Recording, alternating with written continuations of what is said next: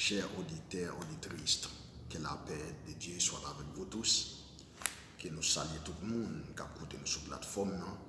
Et donc, côté pas oublié, et non, nous, c'est pasteur Igno, c'est tout, et nous dirigeons l'église Tabernacle de Dieu, indépendante haïtienne de Chili. Et donc, c'est un plaisir que pour nous capables parler ensemble avec vous. Et nous saluons tous les amis qui sont toujours là avec nous, qui ont commenté, qui ont like, qui ont abonné avec la chaîne là, que nous saluons, que le salut entre la caillou, que le Seigneur bénisse, que le Seigneur protège. Et donc, côté nous avons un sujet que nous voulons parler avec aujourd'hui sur les 4 êtres vivants, sur les 4 êtres vivants de l'Apocalypse. Et donc, c'est ce sujet ça que nous voulons parler de lui et nous voulons expliquer et qui sa révélation ça signifie. Et donc nous connaissons et nous voulons faire coup de lecture dans Ézéchiel chapitre 1er, le verset 10. Donc ouvrez bien bon ensemble avec moi, quel que soit à côté, pour capable suivre ensemble avec nous. Et donc le livre du prophète Ézéchiel débute par une vision spectaculaire. Il voit les cieux ouverts et au centre du cercle lumineux, 4 êtres vivants, il est décrit comme suit. Leur aspect ressemblait à ceci. Quant à la forme de leur visage, elle avait toutes 4 une face d'homme et une face de lion à droite. Toutes 4 une face de taureau à gauche et toutes 4 une face d'aigle. Ézéchiel chapitre 1er, le verset 10. Et donc, nous avons beaucoup de lecture dans l'Apocalypse chapitre 4, le verset 6. Et pour nous, ça le dit. Ça, c'est vision Jean. Le premier être vivant ressemblait à un lion. Le deuxième à un jeune taureau. Le troisième avait un visage semblable à celui de l'homme. Et le quatrième ressemblait à l'aigle. Et donc, nous voulons parler des visions ça, des visions Ézéchiel et visions Jean dans l'Apocalypse. Et donc, nous avons une question pour nous poser. Que signifient ces visions et ces 4 êtres vivants? Vision signifie 4 personnages. Premièrement, un collecteur d'impôts, un homme d'occupation inconnu, un médecin et un pécheur. Écrivirent les biographies sur Jésus-Christ. Ces hommes étaient Matthieu, Marc, Luc et Jean, probablement pas celui qui écrivit les livres de l'Apocalypse. Il n'aura jamais pu penser que leurs écrits, avec ceux de Pierre, de Paul et d'autres, seraient joints aux Saintes Écritures juives pour constituer par la suite ce qui est bien connu par des millions de gens comme la Bible. Ils n'auraient jamais pu concevoir que leurs écrits seraient traduits en des centaines de langues différentes. Telle idée. Matthieu, Marc et Jean, juifs de naissance, connaissaient certaines la vision d'Ézéchiel, mais n'auraient jamais pu imaginer que leurs écrits auraient un quiconque lien avec elle. Sans le savoir, ils jouaient un rôle dans son accomplissement. Ces 4 êtres, ces 4 évangiles sont en relation directe avec les 4 êtres vivants. Donc, et ça nous le dit là, ça veut dire nous, vision Ézéchiel là, avec vision Jean, ils sont similaires. Vision ça, c'est 2 visions similaires qui y. Mais donc, mais si vous connaissez vision Ézéchiel là, mais vous n'avez pas jamais pensé si vous avez fait vision ça, si vous avez fait même vision ça. Et nous, personnage ça, il en relation en direct avec quatre êtres vivants, avec les quatre êtres vivants. Et donc, nous allons attaquer l'évangile de Matthieu. Qui c'est l'évangile de Matthieu? L'évangile de Matthieu est en lien avec le premier des êtres vivants, qui est un lion. Le lion est le roi des animaux. Et en conformité avec ceci, Matthieu voit Jésus comme un roi. La Bible elle-même compare le lion ou le roi du troupeau est à la tribu de Juda, de laquelle vient Jésus. En Genèse chapitre 49, le verset 9 et 10, que nous allons attaquer verset ça, Jacob prophétise, tu es un jeune lion. Juda, quand tu reviens à mon fils avec ta capture, il se couche. C'est le repos du lion et du léopard qui oserait les réveiller. Le sceptre n'approchera point de Juda, ni l'autorité de sa descendance, jusqu'à l'avènement du Shiloh auquel obéira tous les peuples. Matthieu était un représentant officiel du gouvernement et le plus des évangélistes et de voir Jésus en roi. Et donc, nous, premier être vivant dans le livre de l'Apocalypse, il ressemblait à un lion. Et le lion est le roi des animaux. Le lion est le roi des animaux. Le lion est le roi des animaux. Matthieu voit Jésus comme roi. Ça veut dire première révélation qui est être vivant, qui c'est le lion. Matthieu est comme un roi, comme un lion. Le lion est le roi des animaux. Le roi des animaux.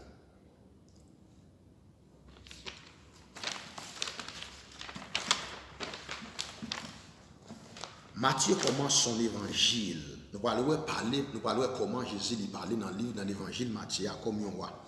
Parce que Matthieu lui voit Jésus comme un roi. Et donc, Matthieu commence son évangile avec les mots. Voici la liste des ancêtres de Jésus-Christ, descendant de David, qui était lui-même descendant d'Abraham. Il retrace alors la lignée de Jésus depuis Abraham jusqu'à David, en passant par tous les rois d'Israël.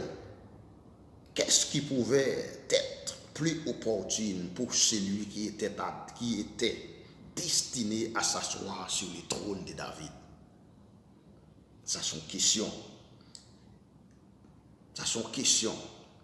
Mais qui est-ce qui est capable d'asseoir sur le trône de David? Seul Matthieu fait mention de la visite des hommes sages et de leurs paroles. On se trouve celui qui est né roi des Juifs. Nous vîmes son étoile à l'est.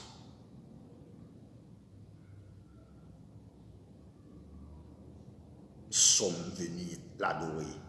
À la fin de l'évangile de Matthieu, quand il donne l'investiture à ses disciples, Jésus leur dit: tout pouvoir m'a été donné sur la terre et comme au ciel. C'est constitue parole d'un roi. Ça veut dire Matthieu voit Jésus comme un roi. Et dans le livre Ézéchiel là, nous voyons les lions et les rois des animaux. Et dans le livre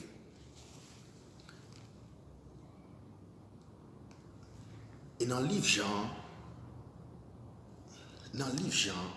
le lion est le roi des animaux. Le lion est le roi des animaux. Dans le livre Jean, premier être vivant, qui est le lion est le roi des animaux. C'est le premier des êtres vivants. Ça veut dire l'évangile Matthieu, il correspond avec le premier des êtres vivants, qui est le lion. Et nous là, Jésus parlait comme un roi. Il dit: tout pouvoir m'a été donné sur la terre et comme au ciel. Ça se constitue parole des rois.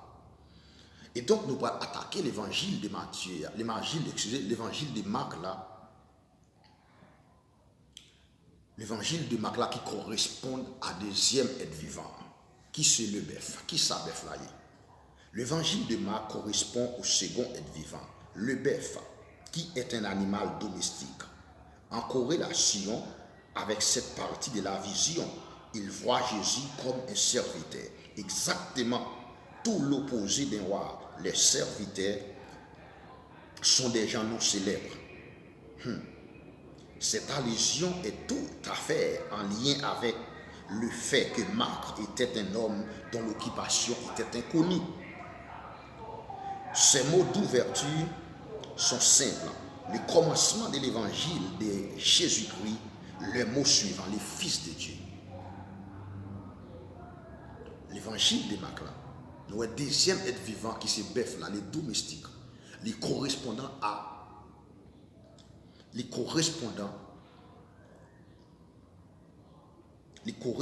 avec deuxième être vivant. Deuxième être vivant, les correspondant avec l'évangile de Marc là, qui correspondant avec deuxième l'évangile là, qui se Marc. Ça veut dire Marc voit Jésus comme un serviteur. Et nous voyons domestique, ils ont bête son bête qui travaille. Dit son domestique qui est lié, ça veut dire son bête qui travaille très dur. Ça veut dire par exemple depuis son serviteur, ou a fait ça, mais tout vous vient faire, ça veut dire pas qu'à défendre tête. Ça veut dire c'est ça que nous fait, c'est lui pour faire. Et nous l'évangile de Marc là, il expliquer que Jésus comme un serviteur. Il voit Jésus comme un serviteur. Et Jésus commence, il commence l'évangile dans Marc comme fils de Dieu. Comme fils de Dieu. Il n'y a pas de généalogie. Il n'y a pas de généalogie, ni aucune référence d'histoire de naissance. Vous ne vous attendriez pas cela qu'il est question d'un serviteur. Marc ne fait pas davantage mention de beaucoup d'enseignements. Son évangile est centré sur l'action de Jésus. Ça veut dire que nous, l'évangile Marc là, il n'est pas enseigné en pile, mais seulement il fait un avantage de centrer sur l'action des serviteurs à bien fait, de Jésus-Christ à bien fait. Par contre, si vous l'avez avec moi, non. L'évangile Marc là, son évangile est très court. Les différents avec l'évangile Matthieu, les plus courts que l'évangile Matthieu. Parce que Matthieu voit Jésus comme un roi. Il nous lit dans le livre Ézéchiel là. Il nous lit dans le livre et Jean, qui c'est Apocalypse, chapitre 4, le verset 6. Et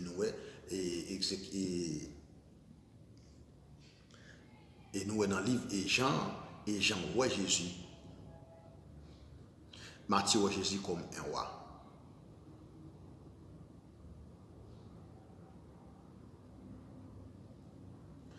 Et donc, Matthieu voit Jésus comme un roi. À la fin de l'évangile, de cet évangile, quand Jésus donne l'investiture à ses disciples, il dit: ceux-ci accompagneront ceux qui auront cru en mon nom. Ils chasseront des esprits mauvais, ils parleront des langues nouvelles, ils prennent des serpents dans leurs mains ou boivent du poison et ne leur arrivera aucun mal. Il posera les mains aux malades et ceux-ci seront guéris. Il faisait allusion aux actions accompliraient ses serviteurs.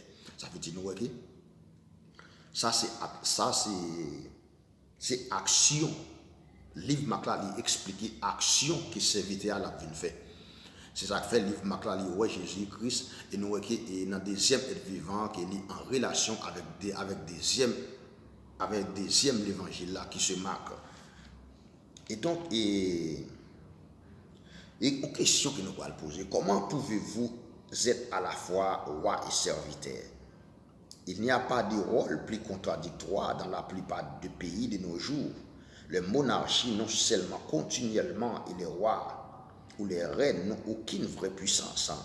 Par le passé, les rois dirigeaient leur pays et jouissaient d'un pouvoir absolu.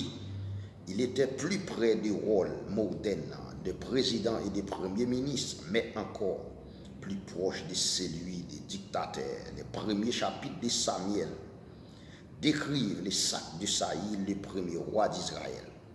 Samuel résumait la relation du roi envers ses sujets pour ces mots.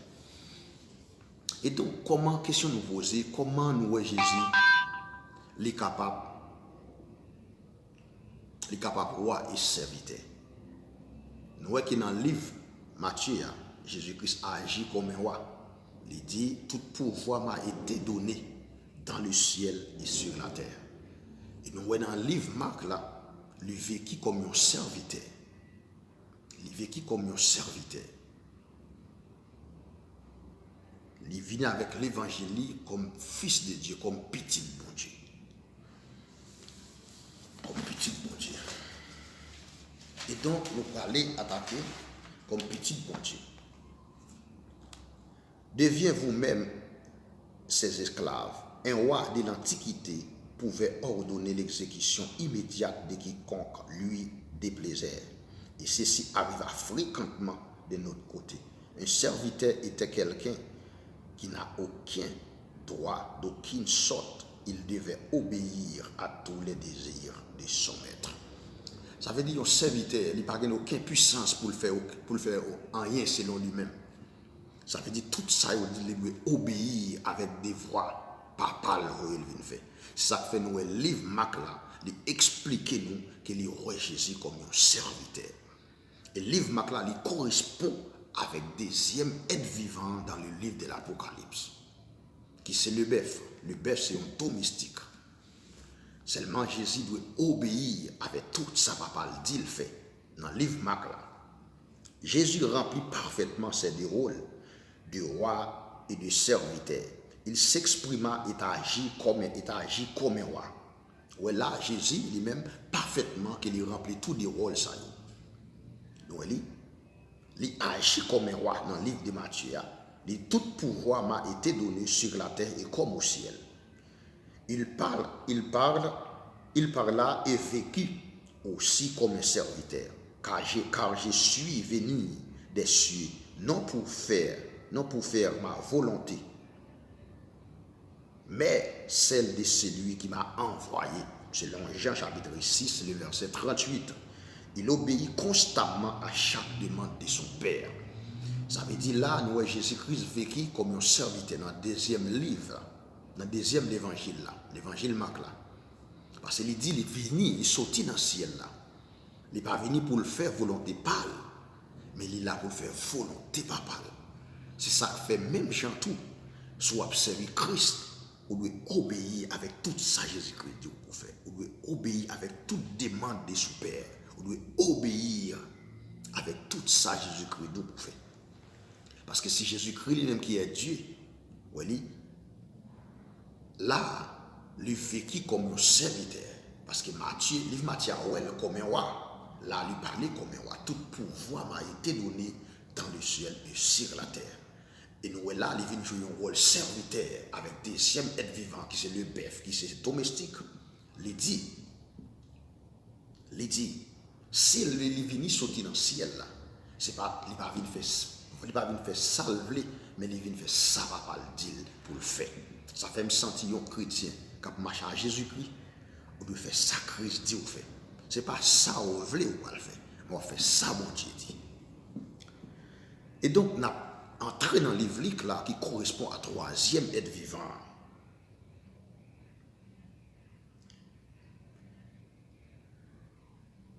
Les écrits du troisième évangéliste Luc correspondant au troisième être vivant.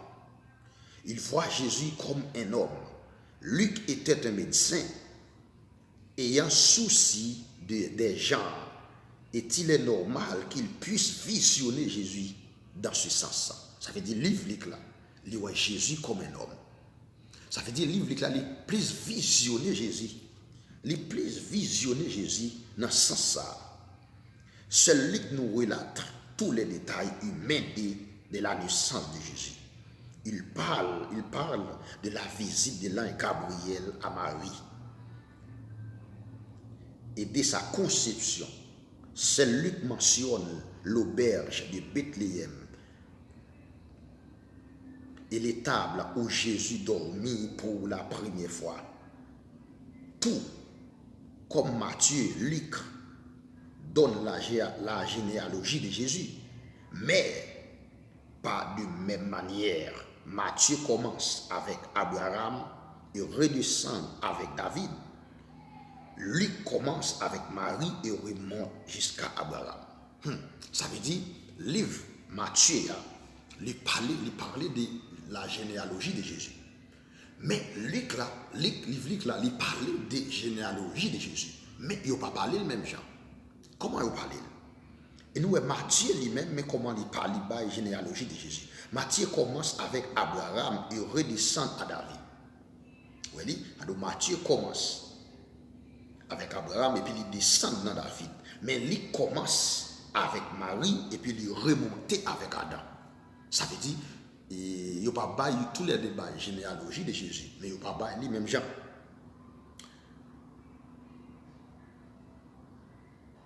Les derniers mots de Luc au chapitre 3. Le fils d'Adam et le fils d'Adam, le fils de Dieu. Ça, c'est le dernier mot, Luc. Dans Luc chapitre 3, il dit le fils d'Adam, le fils de Dieu. Le mot Adam en hébreu signifie homme. Ainsi, nous pouvons retraduire ceci. Le fils de l'homme, le fils de Dieu. Là, nous sommes capables de retraduire. Le mot Adam en hébreu, il signifie homme. Mais nous sommes capables de retraduire ceci, le fils de l'homme, le fils de Dieu. Nous sommes redoutables à lire pour d'autres détails personnels de la vie de Jésus. Il est le seul à nous raconter comment la foule expulsa Jésus hors de sa propre ville de Nazareth. C'est Luc rapporte comment Jésus transpira des gouttes de sang à Gethsémani. Alléluia. Ça fait me sentir, frère Maxime. Il y a plein de monde qui a besoin de faire l'évangile. Mais il a besoin de faire l'évangile facile. Ça veut dire qu'il n'y a pas de problème. Et nous, là, Luc voit Jésus comme un homme qui correspondant à troisième être vivant dans le livre de l'Apocalypse et troisième être vivant dans le livre Ézéchiel. Songez que nous dit, le livre Ézéchiel fait une vision, mais monsieur connaît vision Ézéchiel là. Mais vous pas penser que si vous avez fait, vous pas imaginer si vous avez fait une vision, même genre, une vision similaire comme ça. Et donc, nous livre Jésus, livre Luc là, c'est lui qui raconte tout petit détail de Jésus humain. Il a expliqué comment foule là expulsa Jésus dans la propre ville de Nazareth. Il a expliqué tout comment Jésus lui a versé goutte de sang à Gethsémani. L'investiture à la fin de l'évangile de Luc inclut les mots la repentance. Ça veut dire à la fin de l'évangile de Luc là, il inclut le mot la repentance et le pardon des péchés seront prêchés en son nom à toutes les nations, à commencer par Jérusalem. Ça veut dire Luc, l'évangile Luc là, il inclut le mot la repentance. Parce que le mot repentance là, c'est un mot clé qui est lié. Ça veut dire, Jésus dit, et le pardon des péchés seront prêchés en mon nom à toutes les nations, commencer par Jérusalem. Luc met l'accent sur la repentance.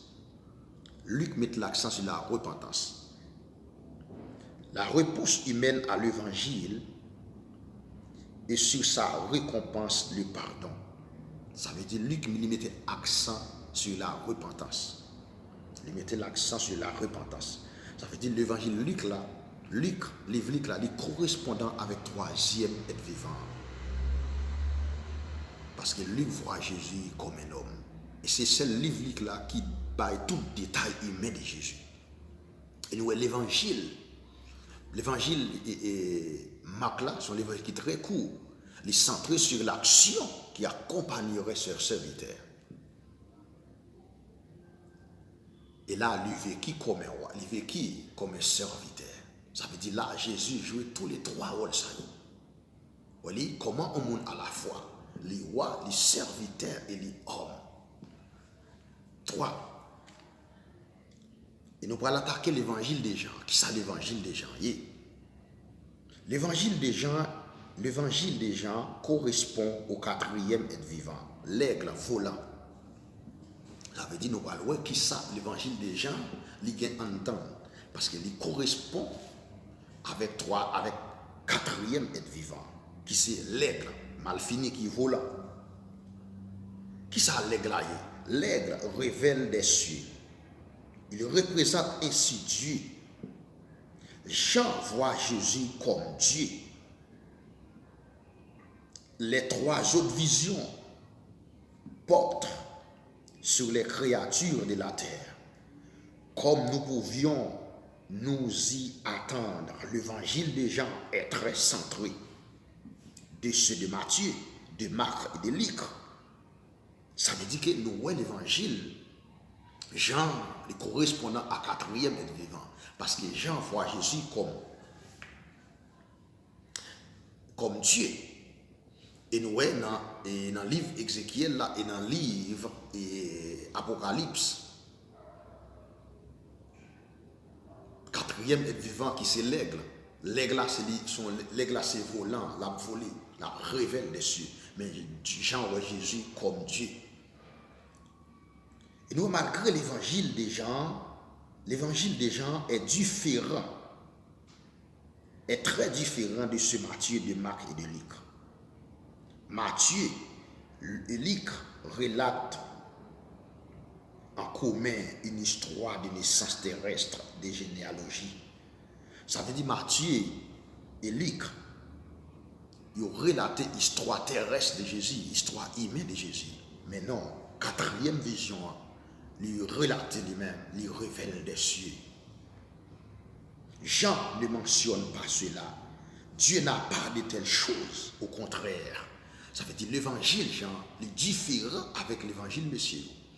Ça veut dire Monsieur a parlé bagaille créature de la terre. Il a parlé bagaille de naissance de Jésus. Nous les trois à Noé et le lion, c'est une qui a terre. Le bœuf, son domestique, c'est à terre. Troisième être vivant. C'est un homme, c'est à terre qui est lié. Mais quatrième être vivant, qui c'est l'aigle, la révèle des cieux. Ça veut dire, la parole bagaille qui en l'air, la parole parce qu'il voit Jésus comme Dieu. Il voit Jésus comme Dieu. Ça veut dire, Jean lui-même n'est pas mentionné bagaille terrestre. Jean n'est pas mentionné bagaille terrestre. Et nous parlons qui ça, Jean lui-même est mentionné. Qui ça, Jean mentionné? Jean raconte une histoire de naissance céleste. Ça veut dire, l'aigle là, l'a raconté. Une histoire de naissance céleste. Nous trouvons les rapports simples et directs. Au commencement était la parole. Et la parole était avec Dieu. Et la parole était Dieu. Ça c'est parole Jean. Très vite après, nous lisons, la parole s'est faite chair et s'est venue habiter parmi nous. Nous avons vu la gloire de celui et lui seul qui vient du Père. Plein de grâce et de vérité. Dans Luc, l'histoire de naissance est humaine. Dans Jean, elle est divine. Ça veut dire là, une différence entre monsieur et Jean. Parce que monsieur a parlé bagaille terrestre. Mais Jean a expliqué bagaille divine. L'aigle qui révèle les cieux. La parlé bagaille divine. Alléluia. Jean est l'évangile de Jésus. Là, il y a une grande différence entre l'évangile Jean et l'évangile Monsieur. Jean est l'évangile de Jésus. Seul Jean rapporte les grandes revendications de Jésus. Je suis le pain de vie. Ça, c'est parole Jean. Ça, c'est le livre Jean, l'évangile Jean. Je suis le pain de vie. Je suis la lumière du monde. Je suis la porte. Je suis le bon berger. Je suis la résurrection et la vie. Je suis le chemin, la vérité et la vie. Je suis les vraies vignes. Avant Abraham, fit je suis. Avant Abraham, fit je suis. Qui hormis Dieu peut tenir de tels propos? C'est une question. Aucun autre enseignant ou leader avant ou après, lui n'a pas jamais parlé de cette sorte. Ça veut dire ça, Jean, ouais, ni avant, ni après, pas jamais un monde qui mentionne ça dans le livre là. Pas jamais un monde qui mentionne parole Jean. Parce que l'évangile Jean, c'est l'évangile de Jésus. Jésus n'a jamais dit directement qu'il était Dieu 21 fois dans l'évangile de Jean. Jésus n'a jamais été pour le dire qu'il est Dieu pendant 21 fois dans l'évangile de Jean. Jésus n'a jamais dit directement qu'il était Dieu 21 fois dans l'évangile de Jean. Texte grec, il utilisait les mots « je suis ». Ça veut dire que dans le texte grec, là, il utilisait les mots « je suis ». Des siècles auparavant, Moïse demanda à Dieu quel était son nom. En réponse, il reçut des fameux mots. Je suis qui je suis. En Exode chapitre 3, le verset 14. Ça veut dire nous connaissons bien Moïse n'a pas cherché le peuple là en Israël. Il n'a pas cherché le peuple là en Égypte. Et Moïse te dit Jésus, quel est ton nom? Et il te dit, je suis. Il n'est pas de vrai nom. Il te dit, je suis. Je suis qui je suis. Pour les Juifs, je suis fit un aspect des noms divins. Je suis, c'est un aspect des noms divins. De façon étonnante, la gématria, valeur numérique de je suis, en hébreu est 21, le nombre exact de 3. Le nombre exact des fois que Jésus utilisa ce mot. 21 des lecteurs l'auront remarqué, le multiple de 3 et de 7. Chiffres tous les deux associés à la perfection et à Dieu. Ça veut dire que chiffre 3, chiffre 7, ils sont associés à la perfection et à Dieu. Quand Jésus dit avant qu'Abraham fît je suis, les Juifs prirent cette affirmation pour un blasphème envers Dieu. Ils prirent des pierres pour lapider. La mort par lapidation était la punition ou blasphème dans la loi de Moïse. Ça veut dire, là Jésus dit, avant qu'Abraham fît je suis, ça veut dire, mais ces Juifs, ils prennent roche pour lapider Jésus. Parce qu'ils connaissent, c'est blasphémé, Jésus a blasphémé. Non, bon Dieu. Et nous, la mort de lapidation, les signifie punition ou blasphème dans la loi de Moïse. Presque à la fin de son évangile, des gens insèrent les paroles de Thomas. Ça veut dire les gens arrivés. Presque à la fin de l'évangile, des gens que Jean lui-même les utilisait paroles de Thomas. Mon Seigneur et mon Dieu. Jean 20, verset 28. Jésus a accepté ces mots sans protestation. À l'extrémité des gens, nous trouvons la commission. Que la paix soit avec vous. Que la paix soit avec vous. Comme le Père m'a envoyé, je vous envoie. Recevez l'Esprit Saint. Si vous pardonnez les péchés à quiconque, ils sont pardonnés. Si vous ne les pardonnez pas, ils ne les sont pas. Tout comme chez Luc, l'investiture chez Jean inclut le pardon.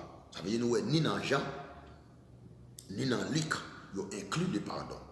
Ils incluent le pardon. Mais l'évangile, monsieur, ça est très différent. Parce que monsieur a expliqué les bagages terrestres, mais Jean a expliqué les bagages divines. Il a expliqué les bagages divines.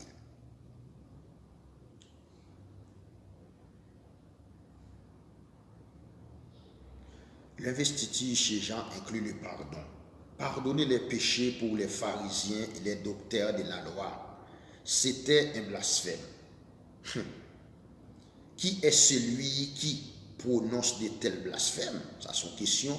Dire-t-il à l'autre, occasion, qui peut pardonner les péchés si ce n'est pas Dieu, si ce n'est Dieu seul? C'est Pharisien qui a posé la question ça. Qui est ce monde qui a pardonné les péchés si ce n'est pas Dieu seulement? Mais son réalité, vraiment.